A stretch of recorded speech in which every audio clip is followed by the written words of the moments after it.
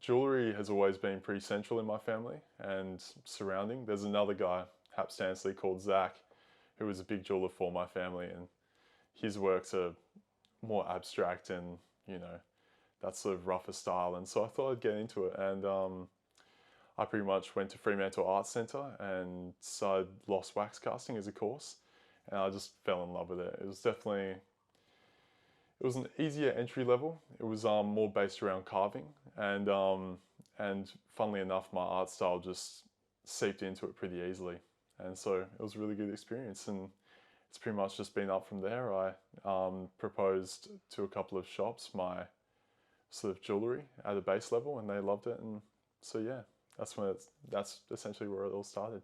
Yeah. I guess what drives me to create is, I guess, accessory creation, and generally, I guess, asserting my aesthetic, which is centered around the dark and dreamy, sort of abstract. I think I get a lot of pleasure out of creating. I think there's a lot of fun to be had in it, and it's nice seeing people's reactions, and especially just gifting people pieces. I think there's a lot of fun to be done in creation, and yeah, like I said, just general aesthetic. The word for it would be, I guess, aesthetic display. It's one of the many mediums that I sort of play around with, and it's definitely, jewellery is definitely a more long-lasting one in my lifetime, and it's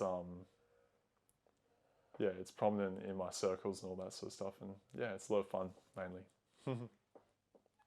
So pretty much what I want to get out of MROS is essentially expanding my notoriety, for one. I guess it's a massive opportunity to get known, especially in the spheres down south. Like, there's a lot of very artsy spheres, and a lot of people that are very sort of into high fashion and all those sort of people. I absolutely adore them. So, but it's also an opportunity to get to know those figures and get to, you know, I guess, emboss myself in the sort of community.